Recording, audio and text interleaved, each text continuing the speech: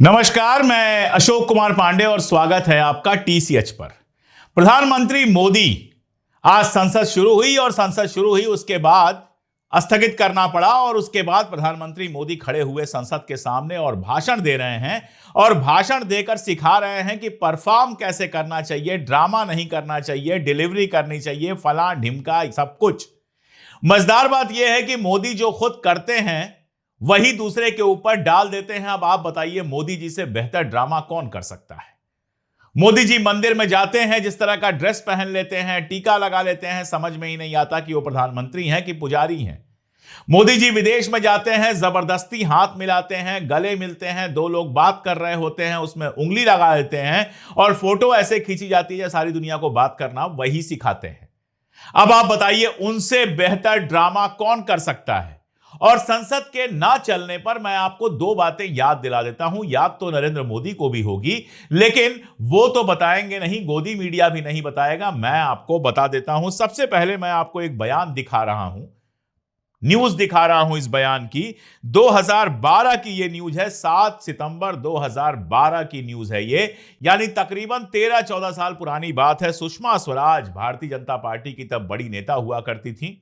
बाद में उन्होंने, आपको याद है ना, जब सोनिया गांधी को प्राइम मिनिस्टर की बनने की बात आई तो उन्होंने कहा था कि मैं अपना सिर मुड़ा दूंगी। खैर, वो सब छोड़ देते हैं।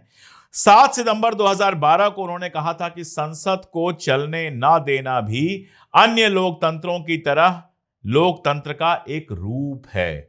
यानी भारतीय जनता पार्टी जब विपक्ष में थी तो संसद को नहीं चलने देना भी डेमोक्रेटिक तरीका था, और यह कोई और नहीं कह रहा था, यह उनकी सीनियर लीडर सुषमा स्वराज कह रही थी 2012 में सितंबर के महीने में, जब लगातार संसद को रोकने के लिए पत्रकारों ने उनसे सवाल पूछा। और सुन लीजिए, 30 जनवरी 2011, उसके भी एक साल पहले की बात है, अरुण जेटली साहब जब यही हरकतें ये लोग कर रहे थे, संसद नहीं चलने दे रहे थे, तो उन्होंने बयान दिया था और बयान में उन्होंने कहा था संसदीय अवरोध जो है, यानी संसद को ना चलने देना, नॉन डेमोक्रेटिक नहीं है, ये भी डेमोक्रेटिक है।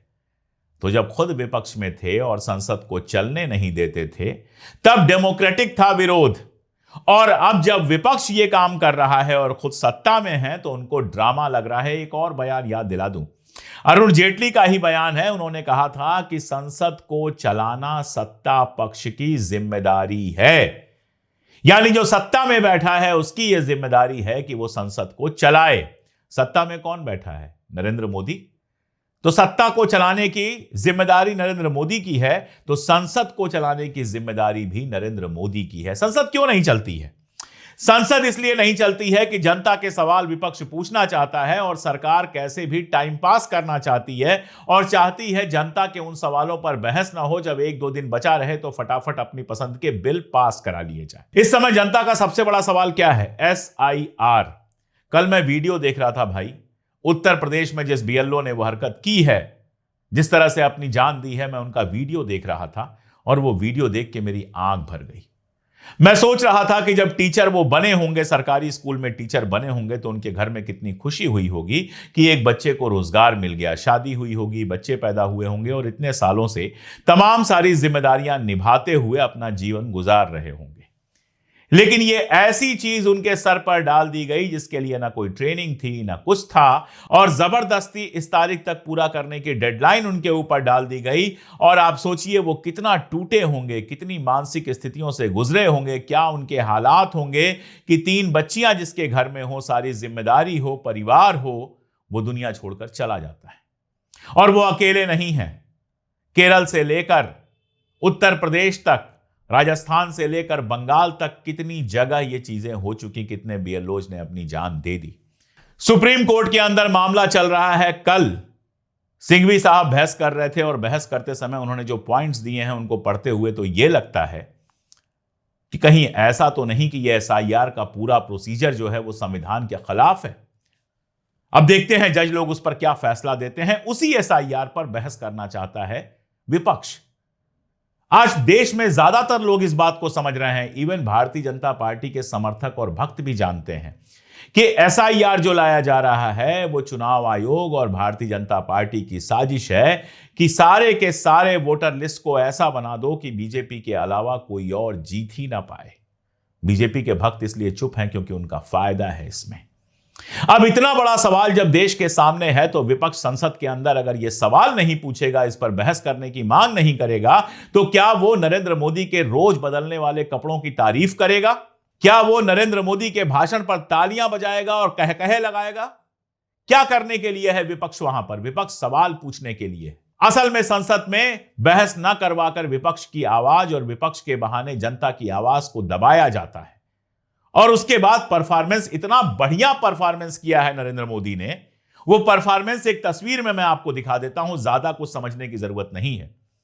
यह तस्वीर बताती है कि जो हमारा रुपया है वो डॉलर के मुकाबले में नेहरू जी के टाइम क्या था, इंदिरा जी के टाइम क्या था, शास्त्री जी के टाइम क्या था, राजीव जी और मोरारजी के टाइम क्या था, अटल बिहारी जी के टाइम क्या था, और अब मोदी जी के टाइम में कैसे गड्ढे के अंदर चला गया है। यहां से शुरू होता है, नीचे चला जाता है। जब नरेंद्र मोदी विपक्ष में थे तो कहते थे कि रुपया नहीं गिरता, प्रधानमंत्री का इकबाल गिरता है, प्रधानमंत्री की इज्जत गिरती है। अगर उनकी बात को माना जाए तो प्रधानमंत्री की इज्जत 2 कौड़ी की रह गई है। जब हमारा रुपया जो है वो 89.6 रुपया खर्च करेंगे तो $1 मिलेगा, 100 रुपए से ज्यादा खर्च करेंगे तो पाउंड मिलेगा, 100 रुपए से ज्यादा खर्च करेंगे तो यूरो मिलेगा, 350-400 रुपया खर्च करेंगे तो ओमान की करेंसी मिलेगी। अफगानिस्तान की करेंसी हमसे बेटर है, 1.3 रुपीज जो है वो अफगानी करेंसी के बराबर हो गया है। नेपाल की करेंसी हमसे जरा सा पीछे रह गई है, सिर्फ 1.3। श्रीलंका की करेंसी हमसे जरा सा पीछे रह गई है। पाकिस्तान की करेंसी हमसे जरा सा पीछे रह गई है। हम लगातार गड्ढे में जा रहे हैं और आईएमएफ कह रहा है कि तुम सी ग्रेड का डेटा दे रहे हो, गलत डेटा दे रहे हो। जो तुम डेटा में दिखा दे रहे हो महंगाई कम हुई है और विकास हो रहा है, वो फर्जी डेटा है, ये कह रहा है इंटरनेशनल मॉनेटरी फंड। और टॉप हमने किया है इंटरनेशनल मॉनेटरी फंड से लोन लेने के मामले में। सबसे ज्यादा लोन अगर किसी ने लिया है तो वो हमारी सरकार ने लिया है। ये परफॉर्मेंस और डिलीवरी सिखा रहे हैं नरेंद्र मोदी। डिलीवरी उनको आती है, परफॉर्मेंस उनको आता है जब चुनाव आता है। तब आपकी गाय चुरा ले जाएंगे, भैंस चुरा ले जाएंगे, मंगलसूत्र चुरा ले जाएंगे, ये परफॉर्मेंस देते हैं। तब मंदिरों में जाकर परफॉर्मेंस देते हैं, तब जनता के बीच में जाकर परफॉर्मेंस देते हैं, और उसके बाद डिलीवरी आसमान में पहुंच जाती है। एक डिलीवरी दिल्ली वालों को खास तौर पे याद दिला देता हूं। दिल्ली में भारतीय जनता पार्टी की सरकार ने वादा किया था कि जब वो सत्ता में आएगी 2,500 रुपए हर महीने हर महिला के कोटे में जाएगा, उसके खाते में जाएगा।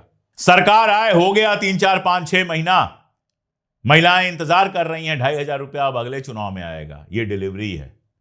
और डिलीवरी बता देता हूं, नरेंद्र मोदी को बिल्कुल शर्म नहीं आई ये कहते हुए कि मौसम का मजा लीजिए। अरे मौसम का मजा आप ले सकते हैं, आप जहां जाएंगे वहां अगल बगल 4 लगा दिया जाएगा, एयर प्यूरिफायर। आम जनता क्या मदद लेगी जो पॉल्यूशन में ऐसे डूबी हुई है कि आज ही मैं खबर पढ़ रहा था कि एक महिला अधिकारी को लंग कैंसर हो गया। डॉक्टर्स ने जब देखा कि इस महिला ने तो एक सिगरेट जीवन में नहीं पी है, फिर इसको कैसे लंग कैंसर हो गया, तो समझ में आया कि दिल्ली की जहरीली हवा में सांस लेने से लंग कैंसर हो गया। यानी अगर आप दिल्ली में रहते हैं तो आपको सिगरेट पीने की जरूरत नहीं है, ऐसे ही आपको लंग कैंसर हो सकता है। ऐसे मौसम का मजा लेने के लिए प्रधानमंत्री कह रहे हैं। अरे मजा तो आप लेंगे, अपने हेलीकॉप्टर में बैठेंगे, कभी वहां चले जाएंगे, कभी यहां चले जाएंगे। आपके मंत्री लेंगे, विदेश निकल जाएंगे, उनके घरों में, उनके बंगलों में शानदार एयर प्यूरिफायर लगे होंगे और जाने क्या क्या लगा होगा। दिल्ली का आम नागरिक तो मतलब हालत यह है हुजूर कि पानी अगर आपको चाहिए साफ तो वाटर प्यूरिफायर खरीदिए, अगर आपको हवा साफ चाहिए तो एयर प्यूरिफायर खरीदिए।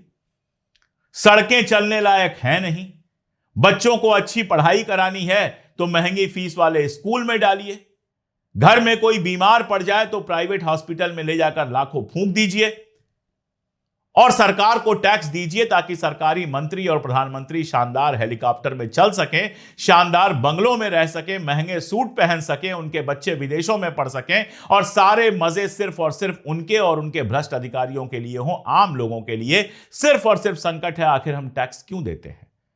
मैं यूरोप जाता रहता हूं, वहां भी बड़ा हाई टैक्स है, 30% सारे लोग टैक्स दे रहे हैं, लेकिन सुविधाएं देखिए, बच्चों की पढ़ाई की कोई चिंता नहीं है क्योंकि फ्री है। कोई बीमार पड़ जाए तो कोई चिंता नहीं है क्योंकि इलाज फ्री है। शानदार सड़कें हैं, पोल्यूशन जीरो है, हर तरह की सुविधा है, बसें हैं, ट्रेन हैं, क्या नहीं है। और यहां हम टैक्स पर टैक्स दिए जा रहे हैं। इनकम टैक्स दीजिए, जीएसटी दीजिए। नहीं है इनकम टैक्स लायक इनकम तो अगर एक साबुन की टिक्की भी खरीदते हैं तो उस पर भी टैक्स दीजिए। और बदले में क्या मिलेगा? ठेंगा। बदले में मिलेगा मोदी जी के नाटक का परफॉर्मेंस, मोदी जी के भाषण का परफॉर्मेंस मिलेगा। और सवाल उठाए तो मिलेगा डंडा। वीडियो आपको नहीं दिखा रहा हूं, इस तरह के वीडियोस पर कई बार यूट्यूब रेस्ट्रिक्ट कर देता है, लेकिन हालत यह है कि नड्डा भाषण दे रहे थे, सामने उनका एक सुरक्षा कर्मी बीमार पड़ के जमीन पे गिर पड़ा। ना भाषण रुका, ना मंच पर बैठा कोई एक आदमी नीचे ये देखने आया कि जो आदमी अपने जान की बाजी लगाकर हमारी सुरक्षा करता है उसको क्या हो गया। ये मानवता है इनके अंदर, और ये डिलीवरी सिखाएंगे। गजब की डिलीवरी दी है। सड़कें ऐसी बनाई हैं कि बस बारिश हुई और गड्ढे शुरू, और ये डिलीवरी देंगे। ये सारे किसानों की आय दुगनी कर रहे थे, और जब किसान एमएसपी मांगने आए तो उनको लाठियां मिली, मौत मिली, क्या क्या नहीं हुआ उनके साथ। ये हर आदमी के सर पर छत दे रहे थे, और बुलडोजर लगातार छतों को गिरा रहा है। बनते हुए घर तो कहीं दिखाई नहीं देते। राज्यसभा, लोकसभा दोनों जगह यही मांग की गई थी। राज्यसभा में आपके सांसद ने नोटिस दी थी, और भी लोकसभा में भी यही नोटिस दी गई थी कि एसआईआर पर चर्चा हो जाए। एसआईआर पर चर्चा इसलिए भी जरूरी है कि देश भर में जिस तरह से जल्दीबाजी में वोटर लिस्ट बनाया जा रहा है, तमाम ऐसी खबरें आ रही हैं जो चिंता पैदा करने वाली हैं। एक एक घर में 250-250 लोगों को लिस्ट करना, जिंदा लोगों को मरों में डाल देना और उनके नाम कैंसिल कर देना, मरे हुए लोगों के नाम होना, यहां के लोग का नाम वहां, वहां के लोग का नाम वहां। बीजेपी का बंदा हिमाचल में भी वोट देता है, दिल्ली में भी वोट देता है, बिहार में भी जाके वोट देता है। इस तरह की तमाम सारी चीजें आई हैं जिससे एसआईआर पर सवाल उठा है, और यह बात सुप्रीम कोर्ट के अंदर भी चल रही है। ऐसे में अगर विपक्ष ये मांग कर रहा है कि एसआईआर पर बहस हो तो क्या गलत कर रहा है? एक नागरिक की तरह से आप सोचिए कि अगर इस देश में ऐसी वोटर लिस्ट बन जाएगी कि दूसरी कोई पार्टी जीत ही ना सके, तो यह देश के हित में है या देश के अनहित में है? यह डेमोक्रेटिक है या अनडेमोक्रेटिक है? मोदी जी बस चाहते हैं कि जो 10 बिल लेके आने वाले हैं खटाखट पास हो जाए। इसके अलावा संसद में वो कुछ नहीं चाहते। वो संसद में रहते भी नहीं है, आते हैं, ओपनिंग भाषण देते हैं, उसके बाद सीधे क्लोजिंग भाषण देने आते हैं। बीच में वो कहीं दिखाई भी नहीं देते हैं। विपक्ष के लिए कितना सम्मान है, ये इस बात से ही समझ में आ जाता है कि ऑपरेशन सिंदूर शुरू करते हैं पाकिस्तान के खिलाफ, और जब सर्वदलीय बैठक होती है जहां सारे विपक्षी दल उनको आंख मूंद के समर्थन देते हैं, उस बैठक में केवल एक आदमी नहीं होता है, और उसका नाम है नरेंद्र भाई दामोदर दास मोदी। युद्ध जैसे माहौल में भी सर्व पार्टी बैठक में, ऑल पार्टी मीटिंग में नरेंद्र मोदी जाते ही नहीं हैं, और वो विपक्ष को सीख दे रहे हैं। दरअसल वो संसद चाहते हैं कि बस हमारी आजकल की यूनिवर्सिटीज और कॉलेजेस की तरह हो जाए, जहां पे डिग्री तो मिलती है, पढ़ाई नहीं होती। वो चाहते हैं कि संसद में बिल तो पास होते जाएं, जो जो वो चाहें, इस देश का कानून अपने हिसाब से बदलते जाएं, लेकिन जनता के मुद्दों पर कोई बहस ना हो। यह उनकी इच्छा है कि जहां भी जनता के मुद्दे पर बहस हो, उसको किस तरह से रोक दो। अगर कोई टीवी चैनल जनता के मुद्दे पर बहस कर रहा है तो ऐसे पत्रकारों को बाहर निकलवा दो। यूट्यूब चैनल कर रहे हैं तो नया कानून ले आओ ताकि इनकी जबान बंद की जा सके। कोई पत्रकार कर रहा है तो उसको उठाकर गिरफ्तार कर लो। अगर कोई सोनम वांगचुक जैसा आदमी ऐसी बात कर रहा है तो उसको पाकिस्तान और चाइना का एजेंट बना दो। और अगर संसद में ऐसी बात हो रही है तो होने ही ना दो, ताकि मजबूर होकर विपक्ष को बाहर जाना पड़े और उसके बाद विपक्ष का मजाक उड़ा सके। कांग्रेस की जो नेता हैं प्रियंका गांधी, और सांसद भी हैं, उन्होंने पीएम के ड्रामे वाले बयान पर पलटवार किया। कहा कि चुनाव की स्थिति, एसआईआर और प्रदूषण बड़े मुद्दे हैं, आइए उन पर चर्चा करें। संसद है किस लिए? यह ड्रामा नहीं है। मुद्दों को पर बोलना और उन्हें उठाना ड्रामा नहीं है। ड्रामा का मतलब है विपक्ष के लोगों को बोलने न देना और चर्चा ना होने देना। मैं आपके ऊपर छोड़ता हूं, आप तय कीजिए कि एसआईआर, प्रदूषण और चुनाव पर संसद के अंदर बात होनी चाहिए या नहीं होनी चाहिए। कमेंट करके बताइएगा कि आप क्या समझ रहे हैं। क्या लगता है आपको, ड्रामा कौन कर रहा है? विपक्ष कर रहा है या फिर नरेंद्र मोदी कर रहे हैं? मैं आपके कमेंट पढ़ूंगा, जहां जरूरी होगा वहां उत्तर भी दूंगा। जुड़े रहिए हमारे साथ, देखते रहिए हमारे वीडियोस। अगर मुमकिन हो इनको दूर तक पहुंचाइए। चैनल को सब्सक्राइब ना किया हो तो सब्सक्राइब कर लीजिए, और अगर संभव हो तो हमारी मेंबरशिप ले लीजिए। इससे हमें बड़ी ताकत मिलती है। ज्वाइन बटन दबाकर आप हमारी मेंबरशिप ले सकते हैं, या फिर हमारा जो पिन कमेंट है और डिस्क्रिप्शन है, उसमें हमने ज्वाइनिंग के लिए लिंक दिया हुआ है। उस लिंक से आप हमारी मेंबरशिप ले सकते हैं। आप हमारे साथ आएंगे तो हम पूरी हिम्मत से वो सच कहेंगे जो कहने की हिम्मत बहुत से लोगों की नहीं है। आज के लिए इतना ही, बहुत शुक्रिया।